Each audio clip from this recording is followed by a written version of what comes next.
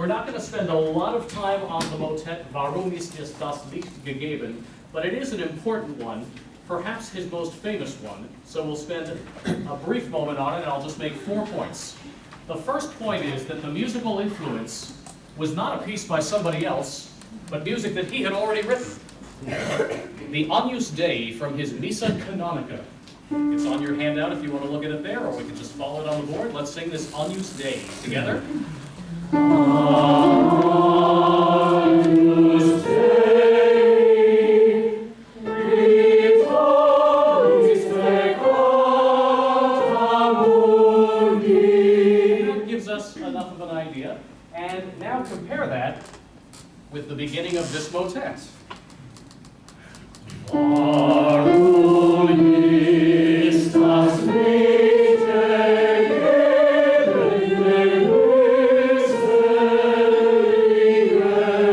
So what Brahms did, as an aside, most prolific choral composers wrote many settings of the Mass. Brahms did not. In fact, he does not have a single complete setting of the Mass that survives. All that he has are these little fragments of the Missa Canonica, which are things that he actually wrote originally as an exercise because he didn't feel confident in his ability to write counterpoint. So he practiced it. He sent it to his friend Joseph Joachim and said, here's a Kyrie, it's really just an exercise, what do you think? And he would write back, actually it's very nice, it's more than an exercise. And Brahms would say, no, I don't really think it's that good. And so what he then did is he took these Mass movements that existed and he melded them into a motet. Warum ist das Licht gegeben? And take a look. 4 movements. The first one was based on the Agnus Dei of the Missa Canonica. The second, based on the Benedictus. The third, based on the Dona Nobis Pace. So that's the first point. It was a recycling of music that was the influence for this one.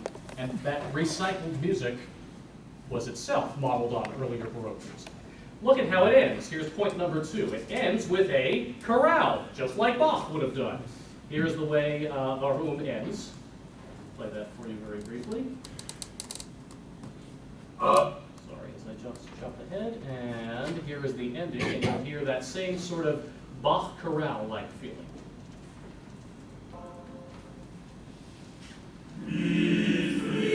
Block chords.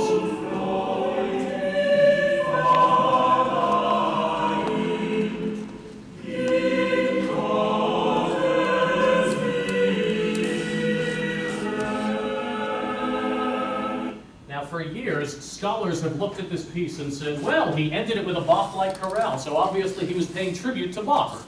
And in fact, he dedicated the piece to a gentleman named Philip Spitta. Who was that? A famous Bach scholar and Bach biographer.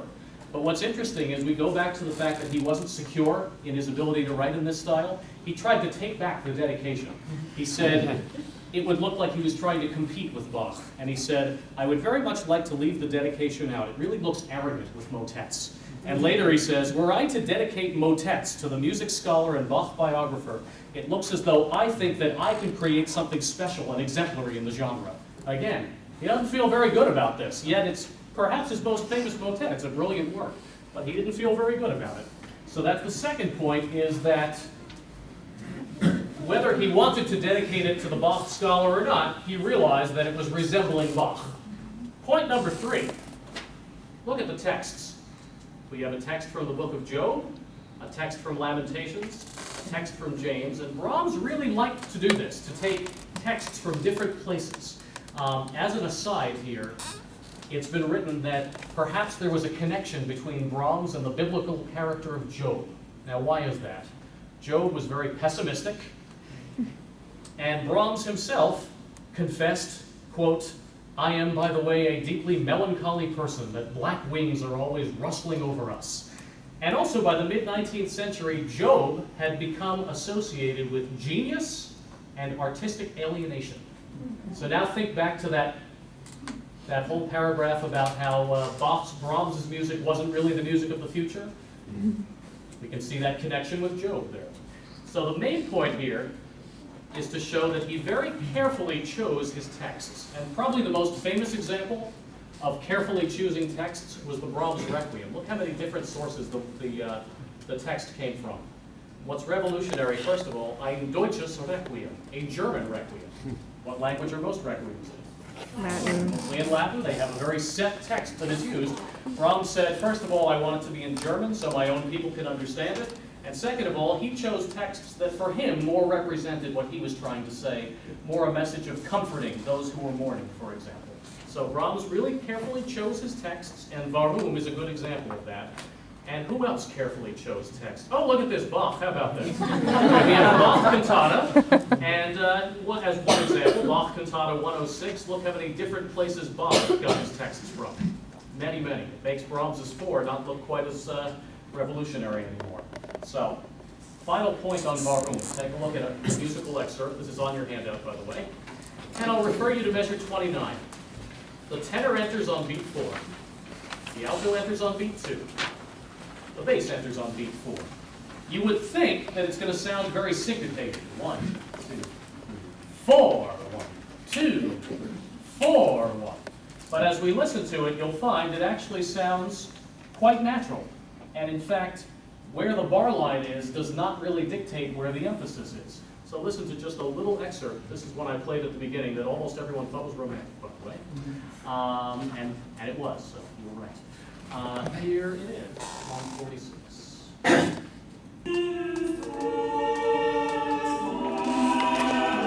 Feels like the beats on 2 and 4 for a while. Now it seems to be lining up. And this alto entrance here. Again, it feels like the beats are on 4 and 2.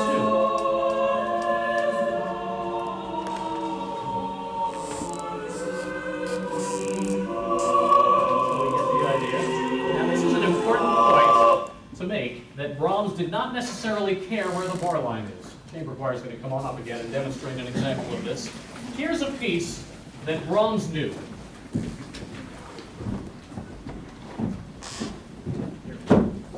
Yes, okay. Mein Gmuth ist mir verwirret by Hassler. And when Brahms got this piece and looked at it for the first time, this is what it looked like. And you would think from looking at it that once again, it's going to sound pretty syncopated. And as soon as the chamber choir is in place, they will demonstrate for you what it would sound like, really syncopated like this. All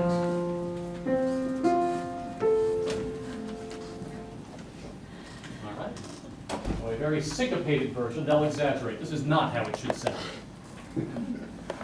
Mein Gmuth ist mir verwirret, das macht ein Jungfrau satt. Bin ganz und gar verirret, mein Herz, das grenzt sich hart. Lots of prominent accents on very exciting words like ist or I. You wouldn't do it. It makes a lot more sense when it looks like this. And what Brahms did when he copied this music, he copied a version that looked very similar to this.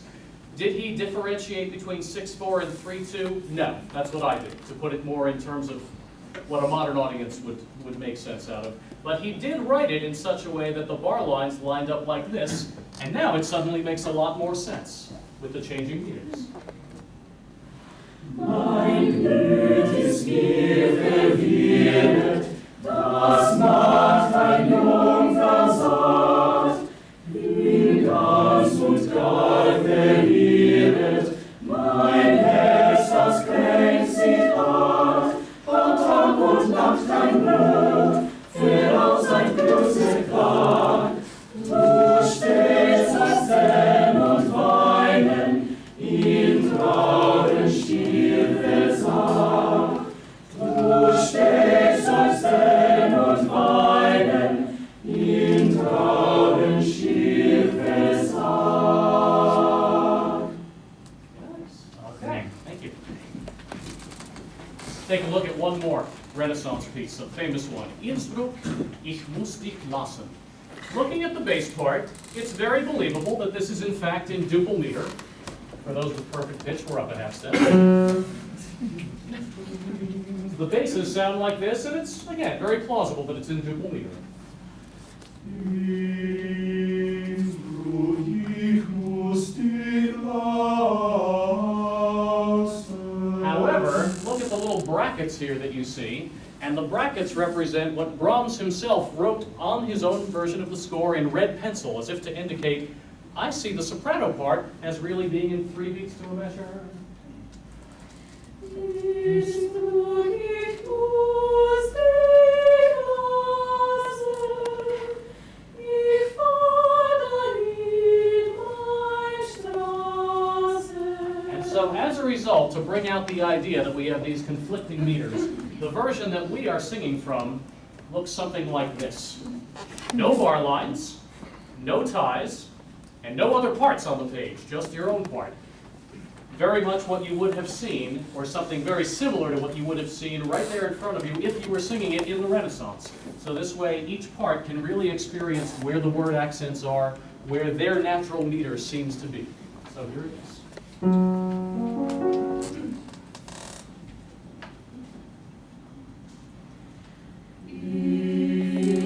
Innsbruck, ich muss dich lassen, ich fahre in meine Straßen, im fremden Land dahin, mein Freund ist mir gekommen, die ich weiß bekommen, wo ich im Elend bin, wo ich im Elend bin.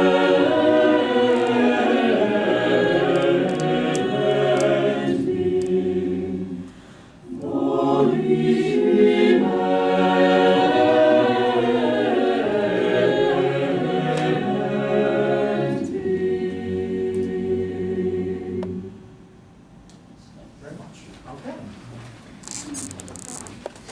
For a moment. We've heard his name a lot today, Heinrich Schütz.